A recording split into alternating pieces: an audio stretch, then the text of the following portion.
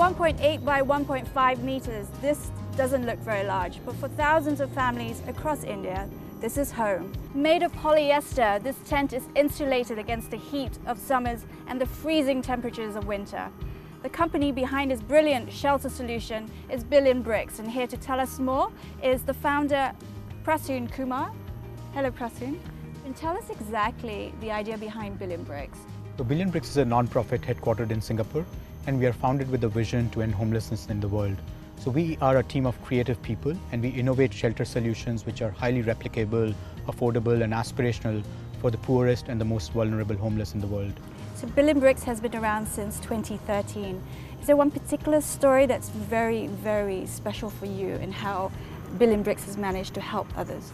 It came as a surprise to us. The first tent that we provided, and after a month when I went to meet the family, they were very happy about it, and they came to me and said that they were born on the street, they got married on the street, and this is the first home that they have. So they'd actually put a bed inside, they'd hang some paintings in the tent, and they called it their first home ever.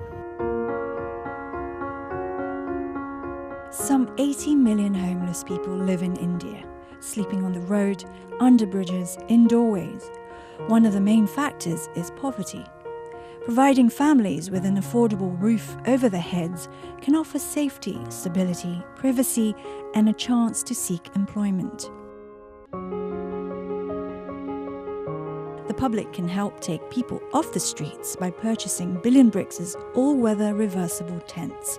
Mr. Kumar says each can fit a family of 5.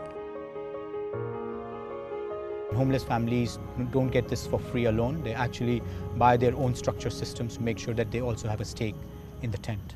Considering how many homeless people there are on the streets, how do you decide which family deserves a shelter like this?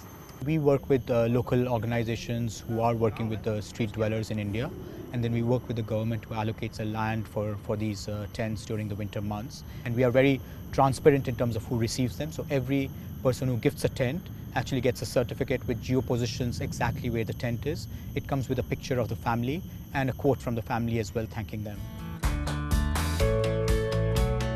First, shelter. Next, food. Both are what Maslow's hierarchy of needs defines as basic needs. Plus, they say the way to someone's heart is through their stomach. Our second non-profit is a fine example of this.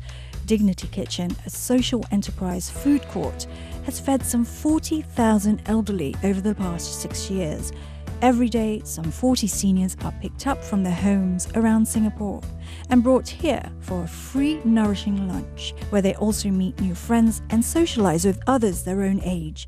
The man who started this project is Koh Sing Chun. Project Dignity was started 6 years ago. The sole aim is to create job opportunity for people who are disabled and disadvantaged. And more importantly, I'm trying to eliminate poverty in Singapore. So to do that, I have Dignity Kitchen, that you look around you, there are people who are physically, mentally, socially, intellectually challenged, running a store. Mr. Koh lists 3 ways the public can support Dignity Kitchen. First of all, we started the third Mama store at Ng Fong. I need books. I'm sure short of about 500 copies of books. If you have novels, magazines, please give it to us. So the mother and child together combination will sell books and support themselves. The second thing we can do is sponsor my lunch. You know, these elderly at the home, they love to come out. And we do this every day. So if you can sort of, any amount will do. Just buy lunch for this elderly. Third thing you do is, more importantly, can you come and entertain my elderly? Come here and sing karaoke, play bingo, stuff like that. And just make their day special. These are our senior citizens. These are our pioneer generation. Elsewhere on the island, another man is feeding a different group of people. We head to Free Food for All Soup Kitchen for a taste of how this charity is making a difference. Since its inception in late 2014, they've dished out some 200,000 free halal meals to impoverished communities and the general public in Singapore. The reason we're doing this is because we wanted to encourage social cohesion within the community, especially between those of the migrant community.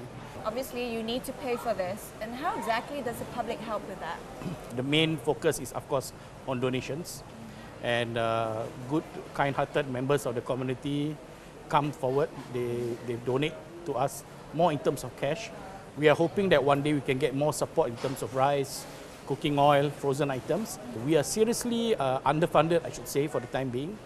But I hope one day that we can have this sustainable, to be very sustainable and self-sufficient.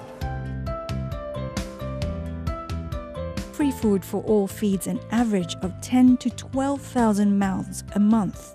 Supporters can donate online via secure portal giving.sg or do a bank transfer. A PayPal option is in the works. Each meal costs about $2 Singapore or about $1.4 US and consists of a carbohydrate, usually rice, protein and vegetable dish. It's kind of tough to get a meal for $2 nowadays. Yeah. But because of the economies of scales and because of the support I get from the kitchen, we are able to do it. So everybody can do something. If you decide that you have $20, you pay for 10 meals. If you have $200, you pay for 100 meals. Okay. But even if you have $2 only, you can at least still pay for one meal. Can you give us an example of how this project has helped someone? There was one guy who was cleaning the road, and he came in to get 2 packets of meals. He wants to share it with his friend. That means he doesn't have to pay for his $4 or $5 lunch. He saves some money. That means he has more money at the end of the day to provide for himself or for the family. You know, feeding is always entry into the heart. And you feed someone today, they feel good about it, maybe they'll feed someone else tomorrow. Paying it forward through food seems like a palatable way to end hunger. And as you welcome the new year, take the time to enjoy a meal with loved ones, appreciating the little things in life like a roof over your head and a sated belly.